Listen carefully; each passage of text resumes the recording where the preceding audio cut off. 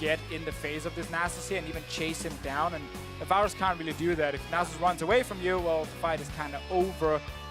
And it's not a mage specifically, but it's probably still AP Nasus, so kind of counts. Yeah, we're expecting him to do Emax to try to poke him out, and I'm very interested to see how PraY actually wants to try to handle this, if he is going to try to really pressure SwordArT, because the Spirit Fire does have a pretty long cooldown. You can actually try to go aggressive to try to push him out, because if you let Nasus control the wave, like, it's going to be hard to really win on farm, I think. We also have to remember the attack speed slow from Nasus is less impactful against Lucian because so much is about his passive use, where he just use ability to get the double tap. And I actually think in this one here, PraY with the Lucian pick, also being an AD carry, even more, I feel like, in his favor going into the 1v1. But of course, SwordArT, if he's actually able to maybe out-farm him, he can win that way. Yeah, I mean, we saw Faker do it just yesterday. I'm sure he's going to be looking for a similar strategy. It is going to be press the attack against Ares, so this is not fleet footwork or anything as far as the more defensive masteries for the AD carry. This is obviously trying to use the Lucian passive, trying to put on more damage, and you kind of have to commit to the longer trades to actually get anything out of that. So we have to see if actually he gets poked down and what else he's picked in his runes, if there's other sustain coming in from him, because obviously with SwordArT, the thing he can do is poke. His all-in requires the Lucian to stop moving, basically. Otherwise, he's not really going to be able to stick to him. So PraY took Zombie Ward, and don't take Zombie Ward in a 1v1 map when you can't place any wards. He has Zombie Ward and Presence of Mind, which I'm not sure really how effective those two masteries are going to do. I mean, those don't even do anything. So Presence of Mind makes a little bit of sense. Basically, when you level up, for 5 seconds, you get your mana back that you're spending. And obviously in 1v1s, when you are poking a lot, you do spend a lot of mana. So in this case here, PraY is relying on the fact that he's going to get a lot of early level ups here, level 1 to 2 to 3 to 4. And he has 5 seconds window where he can go all in and not actually lose any mana on it. So you know what else gives you mana? Mana Flow Band. Yeah. Yeah, you could have gone Sorcery Secondary. But now we're going to get the level up from PraY into the all in. And then he can use the zombie. Never mind, he can't use the zombie. Man, why would It actually makes no sense. But maybe he misclicked. On the other side, SwordArT is going to be going for the Resolve secondary. He has Iron Skin. He has Second Wind. That is pretty expected. We were talking about this a little bit where we kind of were thinking that Futures Market is actually probably just better than a lot of the other secondary trees, because even early in the game, you're likely going to be able to go around 150 gold into dead, and 3 extra potions is actually such a big deal in the 1v1 when you're thinking about the total health gain from that. Also, one thing SwordArT picked up in this one is absolute focus.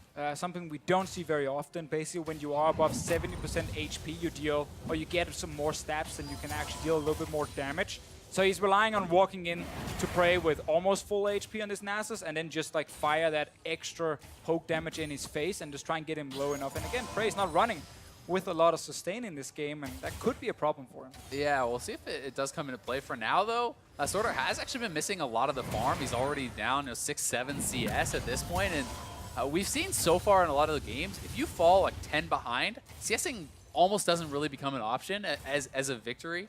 So you do kind of get forced into trying to look for those all-in kills. And that really sucks when you're playing the poke champion, who actually just wants to win on farm or win by poking you, so you go back to base and you can't actually kill the Nasus. In this case, here, SwordArT will not have the same luxury Faker had, where he was basically controlling the 1v1 for most of it. PraY is currently sitting in a good situation. Yeah, and the early vamp, I think, makes a lot of sense. If your opponent's Victor really is to poke you out, you get a little bit more sustain, grab a couple more potions. So we can see Reckless looking on.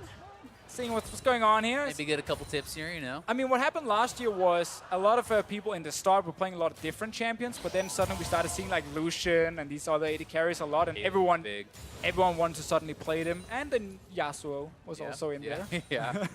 I'm still waiting for the Zoe versus Zoe. I want to see it at least once. I think that would be hype.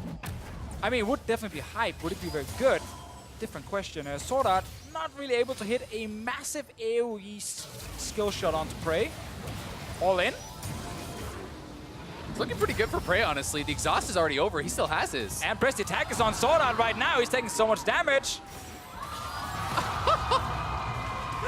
Just like that, Nasus is not working out there. A forced SwordArT. PraY is going to be able to best him pretty comfortably. That was too easy. Yeah. Honestly, like the Nasus would miss the massive skill shot, and PraY just walked in, stole his heal, and I think SwordArT kind of Zombie realized. ward should have popped up from NASA's corpse. That's it. Yeah. I think that's why PraY won, actually. The zombie ward did it for him. Yeah, gave him the extra vision he needed.